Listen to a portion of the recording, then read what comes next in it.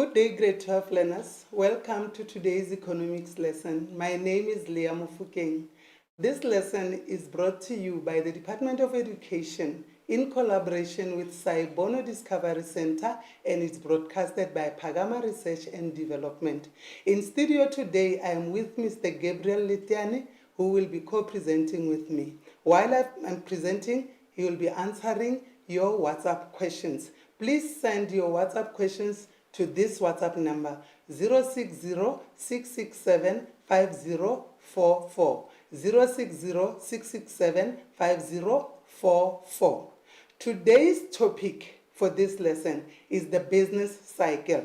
But under the business cycle, we have subtopics. So we're going to look at the subtopic of composition and features of business cycles. We will also look at the causes of business cycles, and we will also look at government policies to control business cycles. So, as I've mentioned, the topic for today's grade 12 lesson is business cycle. So let's go back to where you started. In grade 10, the topic of business cycle was taught. You learned a lot about it, but you only focused on the phenomenon, the time series, and the composition. You also looked at the reasons why business cycles exist, especially the exogenous reasons and the endogenous reasons. And you also learned about the effects of business cycles. In grade 11, the topic was not taught, but it progressed to grade 12. So in grade 12, these are the subtopics that you're going to learn about. It is the composition and features of business cycles. It is an explanation or causes, what cause business cycles. It is the government policy, and it's also the new economic paradigm to smooth out business cycle. And lastly, it is the features underpinning forecasting of business cycle. But today, like I've said, we will only focus on the first three. Okay. There are concepts that you need to know for you to understand what you're going to learn today. But I'm not going to go through all these concepts because as you'll be learning, I will be also explaining the meaning of this concept. But it is important for us to look at the word business cycle. What is a business cycle? You can describe it as the recurring fluctuations in the economic activity relative to the economic trend or value. So let me go back to the word recurring fluctuations. So when we're talking about fluctuation, it means that we having ups and downs. Look at my hand. Business cycle has downs and ups and downs. So that we call fluctuations, whereby economic activities are increasing or are decreasing and increasing and decreasing. So why are we saying that business cycles are recurring? It is simply because they are not periodic. It is not something that we can say it will happen between January and November or between November and December. Certain economic activities have to change first so that the cycles recur. Another meaning, you can say it is a successive period of growth and decline. When we have moments of increasing economic activities, we're talking about those periods of growth. When we have moments whereby we're having decreasing economic activities, that's when we're talking about decline in economic activities. So this other concept, the contraction phase, the peak, the expansion phase, you will learn more about them as I'm presenting the lesson. The depression, the recessions, you'll also learn more about them when we are dealing with the content. First, let me start by introducing this lesson by saying that in a business cycle, there are phases. We have two phases. We have upswing phase. If you don't want to call it an upswing phase, you will call it an expansion phase. The second phase is the downswing phase. If you don't want to call it a downswing phase, you'll call it a contraction phase. But someone can say, no, we have 4 phases of business cycles. Why? Because under upswing phase, we have recovery and prosperity phase. And then under downswing phase, we have the recession phase and depression phase. So if you count, it's 1, 2, is 3, is 4. But if you come across a question which says list or name the phases of a business cycle, if you write expansion phase and the upswing phase, you won't get full 2 marks because that's repetition. So you'll get marks for mentioning expansion or contraction, or upswing or downswing, or you will get marks if you mention recovery and prosperity, or recession and depression. So these are the phases. We will use a diagram, a model to explain the characteristics which fall under these phases. Again, under a business cycle, we have turning points, and they are 2. We have a peak, which is the highest turning point on the business cycle. We also have a trough, which is the lowest turning point. So please don't be confused. The peak and the troughs are not phases of a business cycle. They are the turning points. Now let us look at the diagram and make sure that it becomes real. This is a diagram which shows the phases of a business cycle. Remember, I mentioned the downswing phase or the contraction phase. It started from this point. Let me give the diagram labels. Let me say that this is point A, up to here is point B, up to the trough is point C, and then point D here, point E. Let me even extend it so that we have another trough at point G. Okay, so looking at this particular diagram, we want to see where does the contraction phase or the downswing phase start. The downswing phase will start at point A up to point C at the trough. This A up to C is the contraction phase or the downswing phase. From C, the trough, to point E, which is the peak, this is called the upswing phase or the expansion phase. So if you can see, yes, from the peak to the trough, there's a downward slope, okay? That's why we call it a downswing phase. From C to E, it's upward moving. So that's why we call it an upswing phase or an expansion phase. So I also mentioned that during the contraction phase or the downswing phase, we also have the recession phase and the depression phase. So you also need to know where the recession phase is. From point A to B, this will be our recession. And then from point B to C, this will be our depression. From point C to D, it will be our recovery phase. And then from point D to E, it will be our prosperity phase. And then this is our vertical axis. You can write index. You can label it real GDP, or you can label it index of economic activities. And then the horizontal axis is represented by the time. So when you label this axis, you write time, because data can be collected daily or weekly or monthly or annually. Then you see this line. We call it a trend line. It's a trend line. Its role, it shows the direction in which the economy is taking. So when you draw your graph, make sure that you label every point. Remember the turning points, the 2 turning points. I mentioned the peak at point A, it is the upward turning point of a business cycle. And then the trough, it is the lowest. You can see that it is the lowest turning point of the business cycle.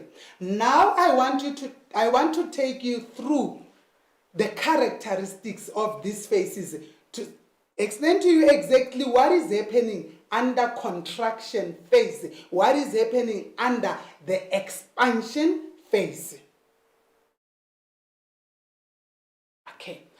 Remember in the beginning I said the expansion phase, which can also be called the upswing phase, consists of the recovery and the prosperity. So at this particular graph, it will be after the trough, immediately after the trough and up above the trend line. This will be our expansion phase. You need to know what is happening during these phases. Number one, during the expansion phase, that is where there is an increase in spending. Government is spending, households are spending, businesses are also spending. As they are spending, you remember the multiplier lessons, then there will be increase in the GDP. Because why? As we spend, we demand more. Businesses produce more. The moment businesses are producing more, there will be an increase in GDP. As businesses are producing more and the GDP is increasing, what happens? More workers will be employed. Employment also increases during this particular phase. Inflation also increases. Why? People are working, people have money. They are demanding more. If we demanding more and supply does not respond at the same time, prices will go up. So it is during this phase that prices will also go up, and that will cause inflation. What happens? There will also be a deficit during this phase, a deficit on the current account of the balance of payment. Somebody is asking himself, what is the BOP? BOP stands for balance of payment. Balance of payment is where we record transactions between South Africa and other foreign countries which we are doing business with. So if we import more goods than we export, the BOP will experience a deficit. But if we export more and we import less, we will experience a surplus. But during the expansion phase, because everyone has what? Money. So if we have money, we have a tendency of even buying more goods from other countries, and that will lead to more imported goods than exported goods. Hence, during this phase, there will be what? There will be a deficit. There is high demand for credit. This is another characteristic of the expansion phase. People are borrowing money from the banks. Businesses are borrowing money from the banks.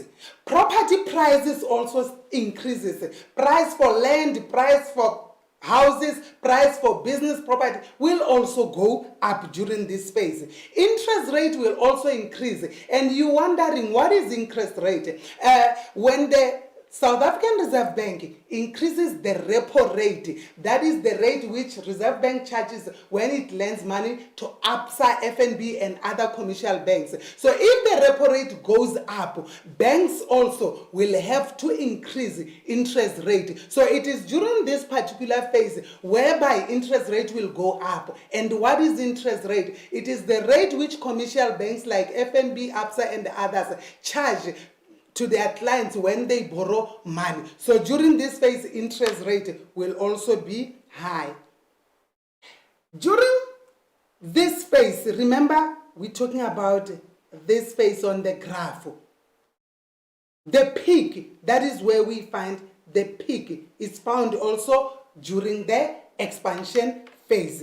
And then what is the peak? Remember I said as I'm teaching, I will also be explaining this concept. The peak is the point where the economic activities are at its highest, meaning that employment here at the peak is very high. Spending is very, very high. Prices are very high. And the problem here at the peak is that even inflation is very high. So after the peak, what follows is the contraction phase. As you can see, we also have a peak here. After every peak, there is a contraction phase from point A up to point B.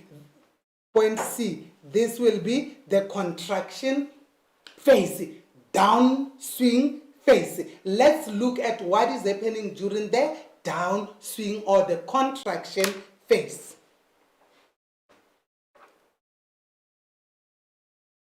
It starts here, it ends at C. From A to C, it's contraction phase or downswing phase. It consists of recession and depression phase. What is happening during this phase? It is where there is the downward phase of the business cycle. Economic activities decline. Economic activities, they become less. Like what? Like spending. Businesses during this phase, they spend less. And as they are spending less, even the GDP falls. That's why it's called downswing phase.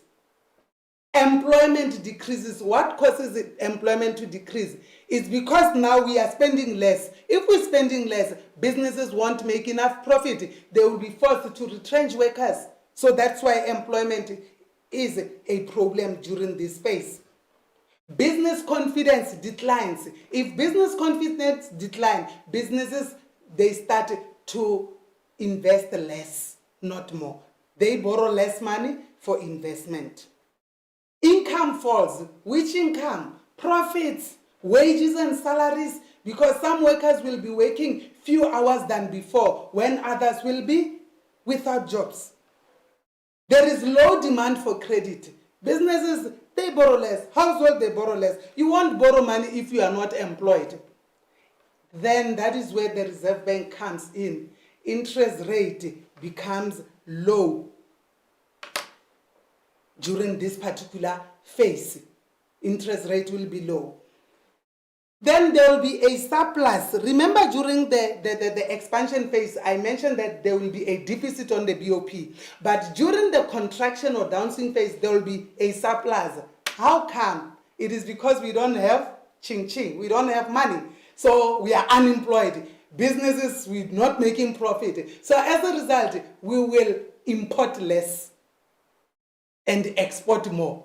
Because our imports are less, there will be a surplus on the BOP. There is a trough. During the downswing or contraction, there is a trough. Remember, it started at the peak to decline up until things becomes worse and deepening at the trough. Trough, you can pronounce it like trough, like rough.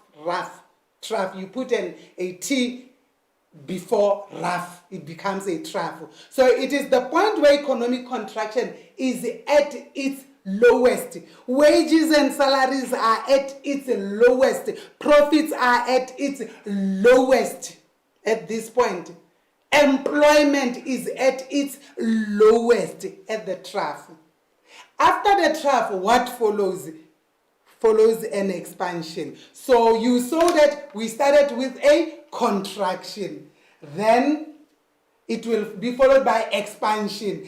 Then contraction, expansion, contraction. That is why it is called a business cycle. Now, I want to explain everything that happens under the recovery phase. What I did before, I looked at the whole phase, like contraction, to say this is what happens during the recovery and during the prosperity, that is expansion. And then we also looked at contraction to say this is what is happening under the recession and the prosperity. But now I want to look deeper at each particular phase individually. So let's look at the recovery phase. Recovery for what? The economy can recover from a recession. I want you to note that one. The economy can recover from a depression. It is not all economies which will experience a recession and go deeper into a depression. Some economies, after the recession, they recover.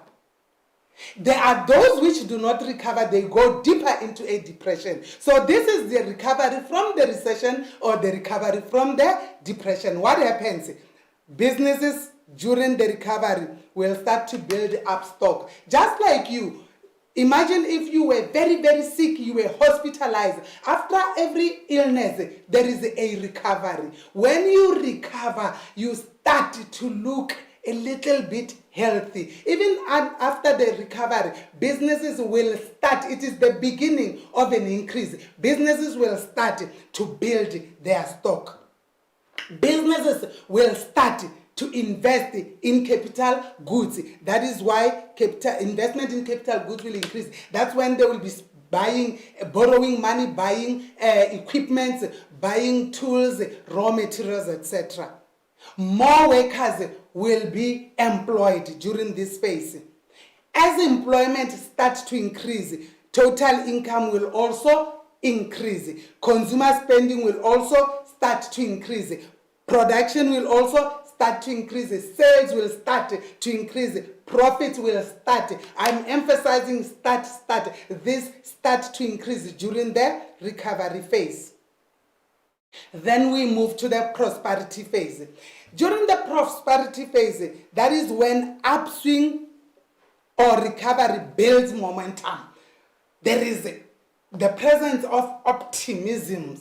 Businesses want to invest more, but obstacles start to appear.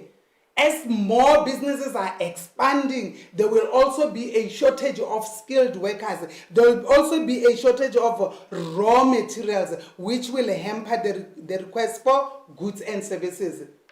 There will be a shortage of goods and services because supply does not always respond simultaneously with demand.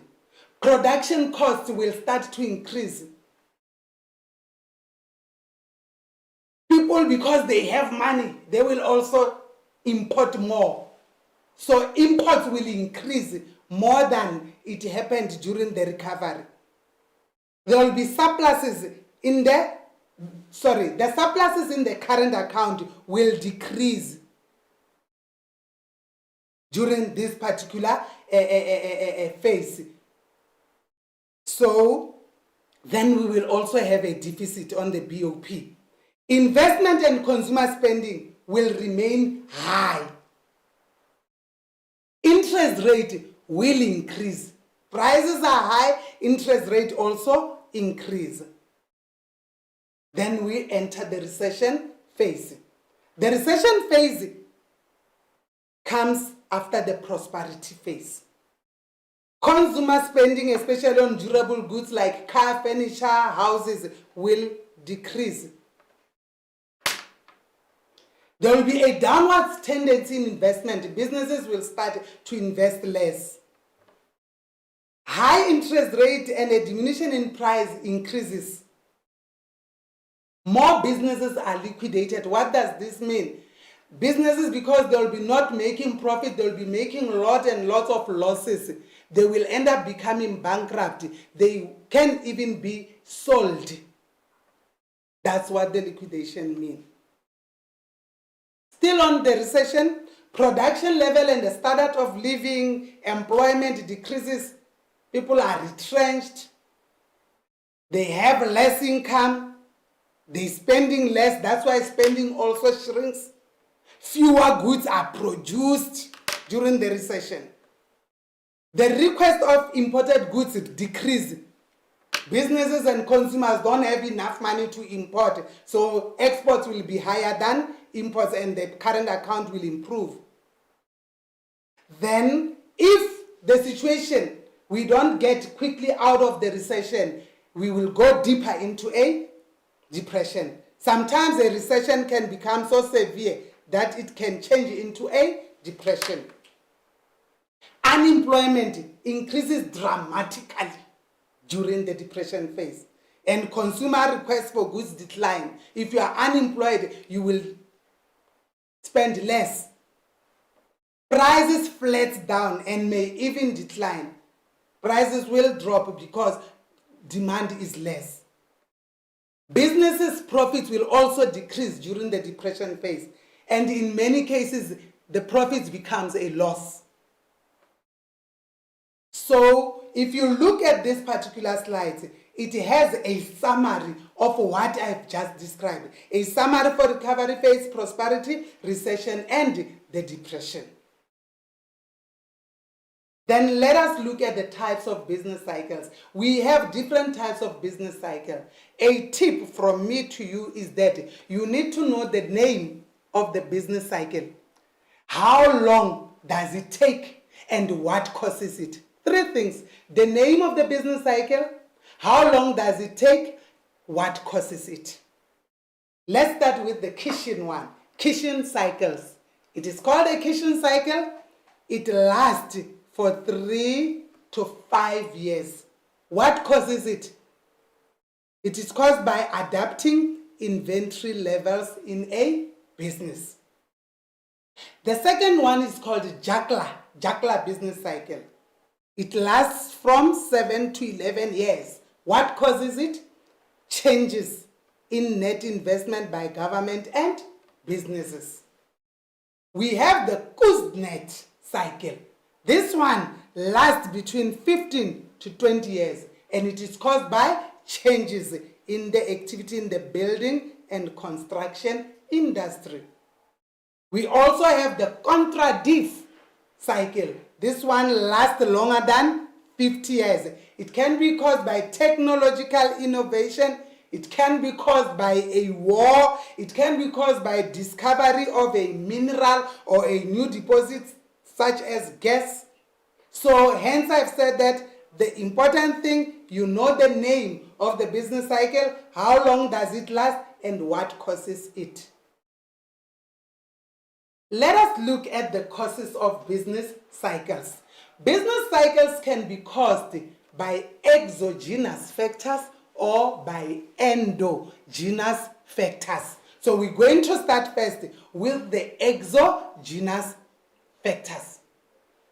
If you don't want to call it exogenous factors, you can call it the monetarist factors. Let's see at what the monetarists believe causes the business cycle. So the monetarists believe that business cycles are caused by factors which are outside the economy. That's why the name is exogenous. So factors which are outside the economy are the ones which cause business cycles, according to the monetarist explanation. They believe, the monetarists, they believe that markets are inherently stable, and the disequilibrium which are found are caused by incorrect government policies such as monetary policy. That's what they believe. They also believe that government should not intervene in the economy. These exogenous factors that I mentioned that are outside of the economy can be weather conditions, can be market shocks such as war, such as severe increase in the price of fuel, such as an increase in the money supply in the economy, such as structural causes. They can cause upswings and downswings. Then let's hear what the Keynesians are saying. We also have endogenous causes of business cycles, or you can call them the Keynesian causes. The Keynesians, they believe that markets are inherently unstable. Remember, the monetarists believe that markets are inherently stable. They don't even need government intervention. But the Keynesians feel that markets are inherently unstable. Therefore, government intervention is not required. It is the price mechanism that fails to coordinate demand and supply. That is their views. So if supply and demand are not equal, there will be upswings and downswings. There will be shortages, or there will be oversupply or undersupply of goods and services. The government should intervene in order to smooth the peaks and the troughs. So with the Keynesians, they want government intervention so that they smooth out the peaks on top and the troughs on the bottom of the business cycle. So let's look at what the government can do to control business cycles. The government has got several aims, but one of the aim of the government is to achieve the best possible growth rates. Government wants to achieve the highest economic growth rate possible. So to do that, the government needs to apply policies. And there are two policies that can be applied: the monetary policy, which you are familiar with, and the fiscal policy. Okay. So it is important for you to know who is implementing which policy. Like I've mentioned, we have monetary policy, we also have fiscal policy. You need to know who is implementing which policy. So let's start with the monetary policy. The monetary policy is implemented by our central bank, which is the South African Reserve Bank. Usually we use the abbreviation SARB. It is the one that implements the monetary policy in order to control the supply of money and even prices. So for the Reserve Bank, South African Reserve Bank, to implement this policy, they have to use monetary policy instruments. If you are asked to list them, you will mention that it is interest rates, it's cash reserve requirements, open market transactions, moral suasion, and the exchange rate policy. I will explain them later. For example, during the downswing phase, or during the contraction phase, or during the recession phase, or during the depression phase, the South African Reserve Bank can try to revive the economy by decreasing repo rate and interest rate. So if repo rate and interest rate are decreased or lowered, businesses and consumers will be able to borrow money and do what? And spend. So this we call the expansionary monetary policy. I will repeat. If it is utilized to revive the economy, then this will be called the expansionary monetary policy. During the upswing phase, where inflation is a serious problem, the prices are high, the Reserve Bank can increase interest rate. The Reserve Bank can be strict. Then we will call it restrictive monetary policy, by trying to discourage people to borrow and spend, rather encourage them to save and invest. Let's move to the monetary policy instruments like I've promised you. I promised to explain them quickly for you. With open market transaction, it takes place when the Reserve Bank increase or decrease the supply of money by selling government securities in the open market. If during the downswing phase, if during the upswing phase, the Reserve Bank is selling the securities to the public, it means that there is too much money circulating. Then those who are buying, money will flow back to the Reserve Bank and there will be less money circulating. Let's move to interest rate. With interest rate, the Reserve Bank can decrease it during the downswing phase or increase it during the upswing phase. So this will be done in order to control the money supply. Let's look at the cash reserve requirement.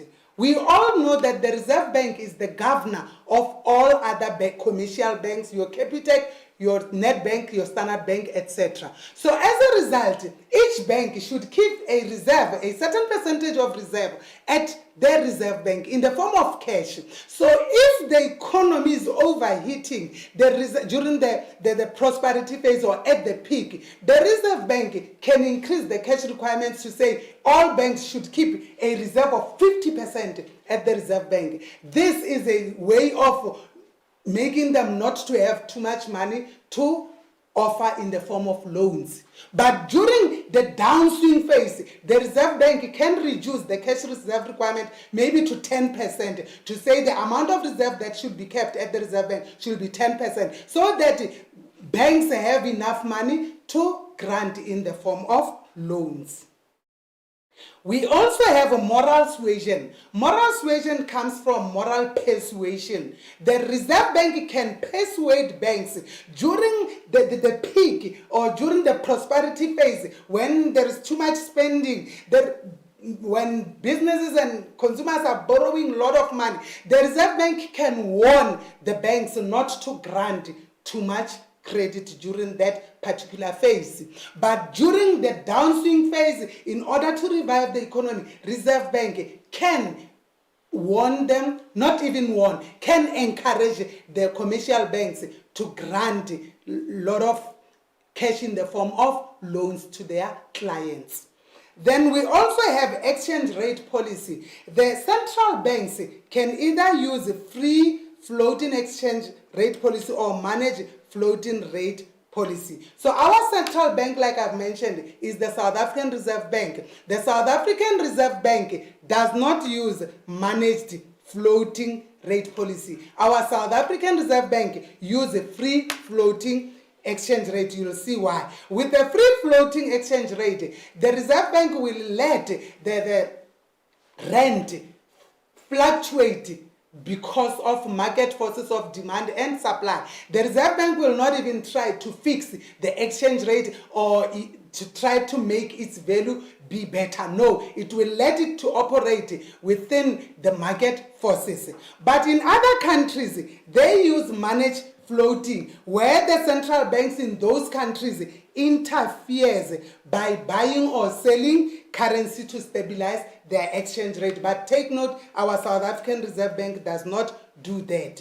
Let's look at another policy, which is the fiscal policy. The South African government can apply this policy, but through the Minister of Finance, who we find in the Department of Finance.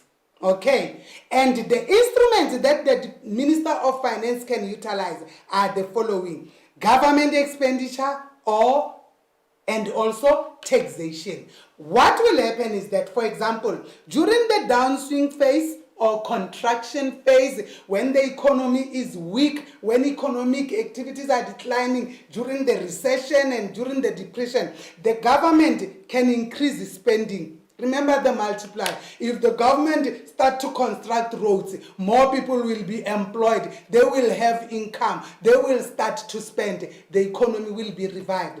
The government can also simultaneously decrease taxation so that those who are working, when they receive their disposable income, is more because of less tax, where even VAT, for example, can be decreased so that those who are spending, they can afford to buy goods and services. So if the government is increasing spending and decreasing taxation, then during the downswing phase, we'll say the government is using expansionary fiscal policy.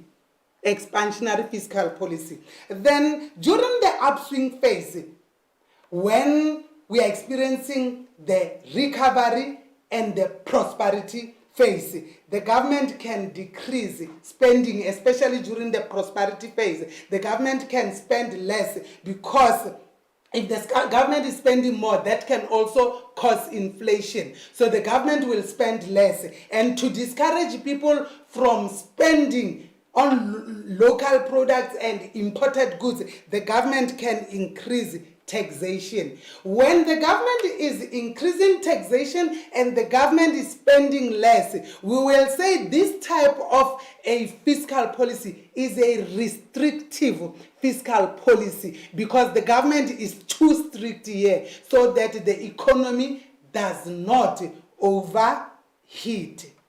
So we are going to take a 10 minutes break so that Mr. Gabriel Letiani can join us to show you how certain questions can be phrased and how you should respond. And don't forget to send us questions relating to today's lessons. You send the questions to this WhatsApp number 060-667-5044. Do not call us. Do not use video calls. We will only respond to WhatsApp text messages. Let's go for a break. Don't go away.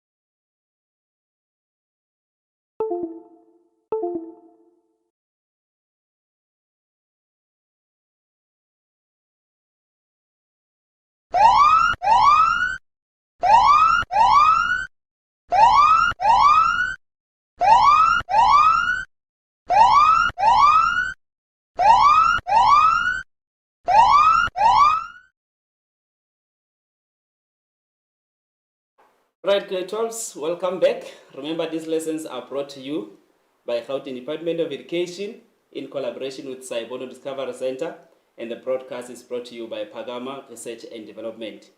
Right, you've done the lessons on business cycles. Now we're just going to look at some of the questions or how to answer the questions, starting with the multiple choice questions. Right, let's look at this one. This one says, employment figures in the business cycle will increase during A. Then you've got 4 options. In economics, you are given 4 options. Out of those 4 options, only one it is correct. Remember, here you usually see those economics learners or people who like to take chances or who likes to play lotto.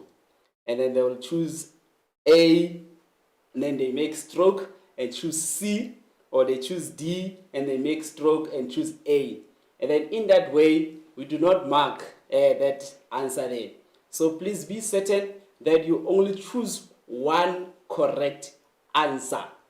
It says here, employment figures in the business cycle will increase during A. Right, the correct answer there, they will increase during the recovery phase of the business cycle. I hope grade 12s, wherever you are also answering these questions, and then you are excited that you are also getting them correct.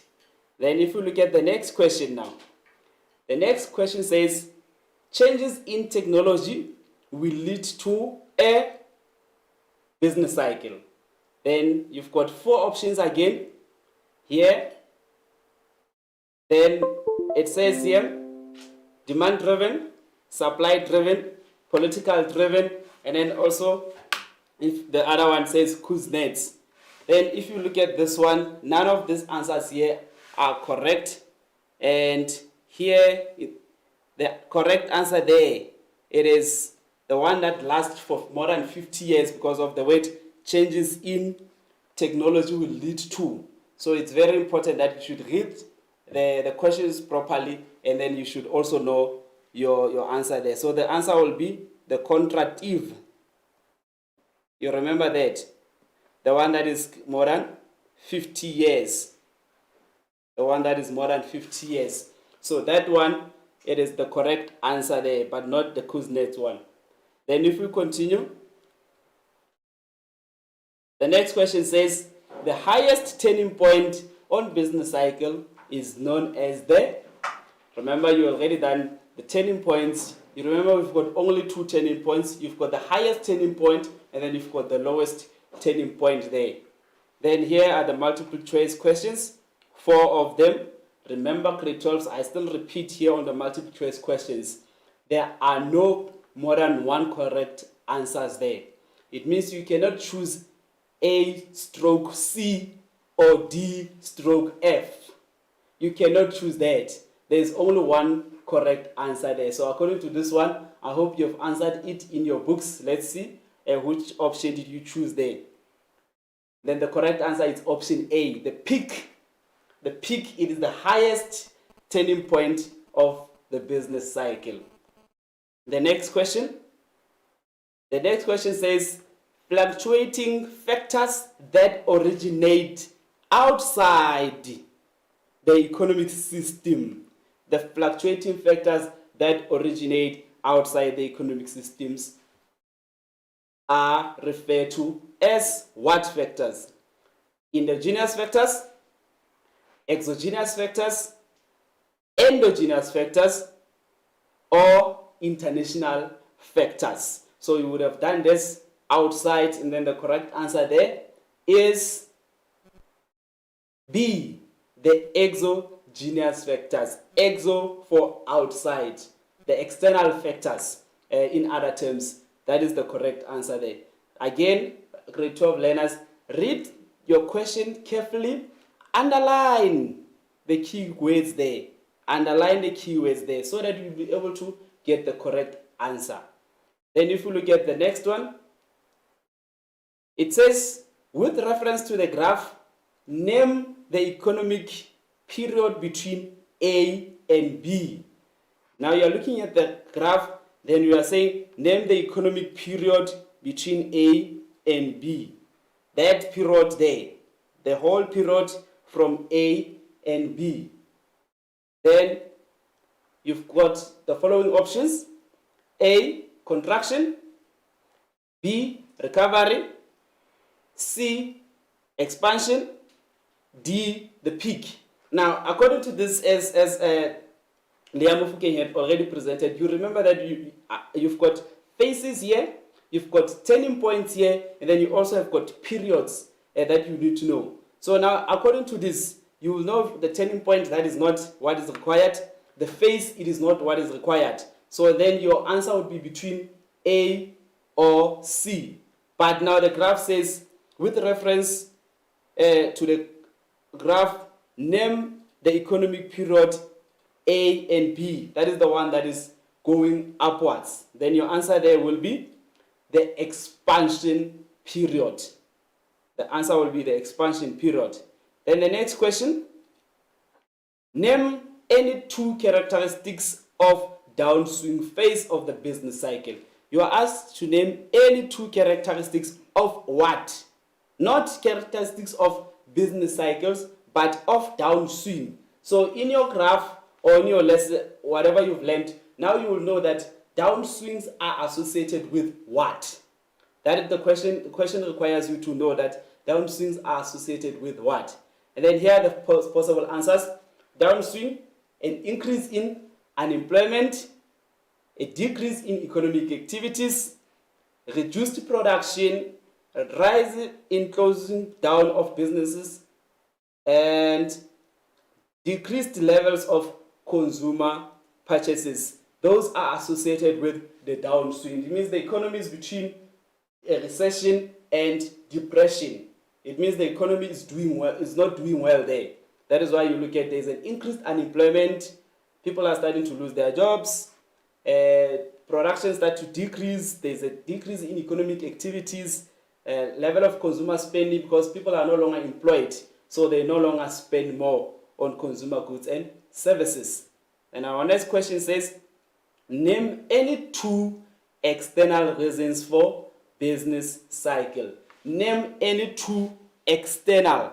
So another examiner could say, name any two exogenous factors. It is the same thing. Name any two external reasons for business cycle, or name any two external factors for business cycle. Then you will answer it as follows. Climate change or natural disasters, those are beyond our control. Those are the external reasons. We cannot control those. Foreign trade shocks, drastic increase in oil prices, or price war. They are not within our economy of South Africa. We do not have full control over those. So those are the external reasons. Structural changes, political reasons. If you look at all those things, those are the external reasons. Things that we do not have control of, things that happen outside our economy. Those are the reasons, external reasons that causes business cycle. Then the next question, it says, name any two views of business cycle occur, or name any two views why business cycle occurs. You know that you've done the two views. Let's see. The first one, it is the monetarist approach, which is the exogenous. And then the other one, it is the Keynesian approach, which is the endogenous views of why business cycle occur. You remember the first one, we mentioned that markets are inherently stable, and therefore there shouldn't be government intervention. The other one, we mentioned that markets are inherently stable and there's a need for government intervention. Then the other one says, name any two types of business cycle. So you should be smiling when you see the lower order questions here. You will see them under 2.1.1 or 4.1.1 that says, name any two types of business cycle. You should be smiling when you see such.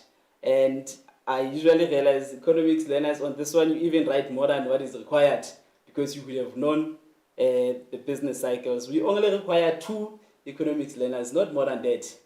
So if you write about 4 of them as given here. Only the first 2 are going to be marked. It's the kitchen, it's the juggler, it is the Kuznets, and it is the contractive. Those are the 2 types of business cycle. And this one, the long question, the middle order question, it says, what impact could disinvestment, it is very important for you to understand the terms, economics learners, or sanctions have on business cycle. So disinvestment, we know it is the withdrawal of investment. So we would expect that foreign investors, they would invest in South Africa, but now if they do not invest, if they withdraw their investment, or if a certain country sanctioned us as South Africa, or they block us from trading with them, what impact could that have on the business cycle? The first one says it will lead to a decrease of economic activities. The business cycle will experience a downward spiral because now there's a withdrawal of investment. Then here it says, study the graph below and answer the questions that follow. As you can see, the graph starts there. It starts to peak, it starts to recover, then it gets to the peak, recession, trough. Then if you look at here, there's what we call a positive output gap, and then down here there's what we call a negative output gap. So it means from the recovery there up until we reach our peak, and then from the peak up until we reach our trough. From the recovery to the peak, that is what we call our positive output gap, and then from recession up until we reach our trough, it is the negative output gap. So let's answer the questions now. The question says, give an alternative term for the recovery or growth as depicted from where? From the trough to the peak. What is an alternative term for recovery? Then your answer will be upswing. It is going up. The economy is recovering. That is the alternative term. Another question. Unemployment will be worse at which point of the business cycle? When will unemployment be worse? That means more people are unemployed. When will unemployment be worse? At which point of the business cycle? Then your answer will be at the trough. Here, down here, the economy is at depression. That is the worst point there. Unemployment is very, very, very high. The next question. Briefly describe the term business cycle. If you are listening carefully to our presenter, that is what she started with. So it is very important that you look at the economic concepts because they are going to be asked, economic learners.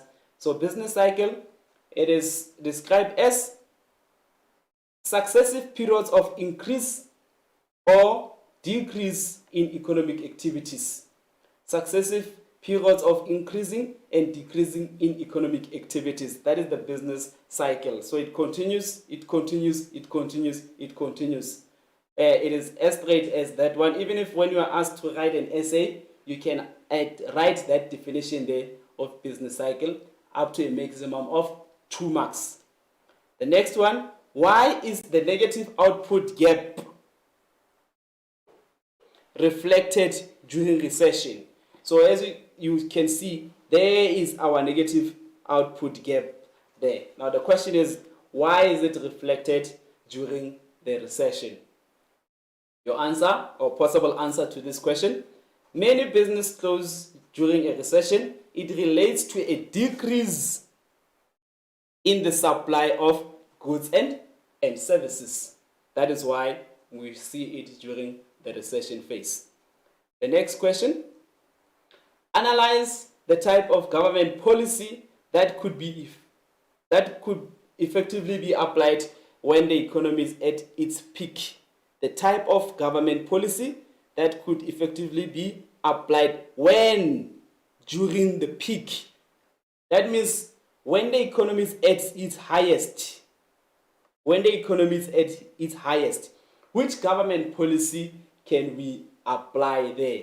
You remember that during our lesson we mentioned the 2 government policies, the fiscal policy and the monetary policy. And then we also mentioned their instruments, which is government spending and taxation. And then we also mentioned money supply and interest rates. So when the economy is at the peak, which government policy can we apply?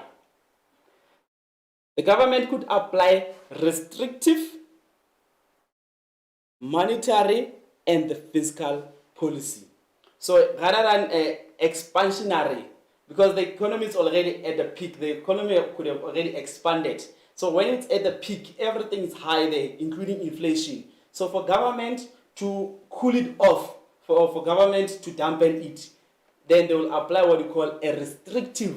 That means they will try to control it so that it can get back to normality. The government there could apply restrictive, monetary, and the fiscal policy. Be careful, this is a 4-mark question. So just writing the first line alone or including the restrictive, monetary, and the fiscal policy and leaving it there, that will not qualify you for 4 marks.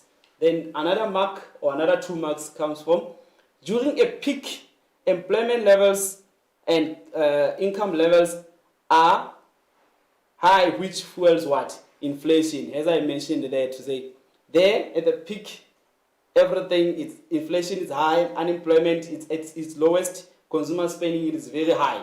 So at that point, inflation is likely to appear there. So the government will apply restrictive policies, whether it be monetary policy, whether it be the fiscal policy, so that they can try to cool off the economy. Another possible answer, it says restrictive measures will not only target inflation levels, but could increase the unemployment levels. So now you see there's a contradictory statement there. As much as now we are trying to cool off the economy because we want to control inflation, another problem arises, which is what? There could be an increase in unemployment levels. So that's how you answer the question, economics learners. For 8-mark questions, 8-mark question says, explain the endogenous reasons for business cycle. Explain the endogenous reasons for business cycle. So whatever is happening inside the economy. How do you explain it? You're going to say the Keynesian school or interventionists hold the view that markets are inherently unstable. So what does that mean if markets are inherently unstable? It says the level of economic activity constantly or erratically overshoots and undershoots by the economy's potential growth path. Then another statement, this is an 8-mark question. The price mechanism fails to coordinate supply and demand. You're still continuing. The price or prices are simply not sufficiently flexible, particularly when they have to be adjusted downwards. The Keynesian believes that business cycles are part of the way economists operate normally. Endogenous forces like mismatches are responsible for cyclical fluctuations. Government needs to intervene to smooth out the business cycle. So, because markets are inherently unstable, there is a need for government intervention. Price mechanisms on themselves, they fail to coordinate demand and supply. And the Keynesians believe that business cycles are part of the way that market economies operate normally. That is an 8-mark question. Then another one, it says, how could the monetarist view point on government policies cause contraction on business cycle? How could the monetarist view on government policies cause the contraction? Now you remember that contraction, it is the decline in economic activities, while expansion, it is the increase in economic activities. So this view of monetarist, how could that, under those government policies, how does the monetarist believe, or how do they view that these government policies cause contraction in business cycle? It's another 8-mark question. Let's see. So the monetarist believes that markets are inherently stable through the mechanism of demand and supply. The market is self-regulatory and adjusts itself if any disequilibrium occur. The departure of equilibrium is caused by external forces or forces outside the market. A contraction or a downswing in the economy, it is caused by inappropriate government policies. Now you are answering the question, but first you are giving us the background of the monetarist view of what causes business cycle or why business cycle occurs. You started down up there to say markets are inherently unstable, the market is self-regulatory, the departure of the equilibrium is caused by external forces or forces outside the market. Then now you are answering the question because you have not answered the question. The first three lines you are still explaining the monetarist view. And then the fourth line you are saying contraction or downswing in economy is caused by inappropriate government policies. If you continue, the government intervene in the market by applying unnecessary contractionary policies. So you can see now this one is against the government intervention. The monetarist viewpoint is against the government intervention. Undesirable reduction in the money supply causes the economy to spiral down. In addition, inappropriate monetary measures like increased interest will negatively impact on economic growth. You are still answering the question to say, how does the monetarist view believes that the government causes contraction in the business cycle? Then it says here, in addition, if inappropriate monetary measures like increased interest rates will have a negative impact on economic growth. Then if you continue, government should carefully control the stock of money so that it does not distort the equilibrium that the market forces will automatically establish. Grade 12 learners, that was an 8-mark question. If you look at those answers there, you are given more possibly a variety of answers the way you should approach the question. You can even write more than that, but pay attention to mark allocation. It was a middle order, high order question for 8 marks that you need to answer that.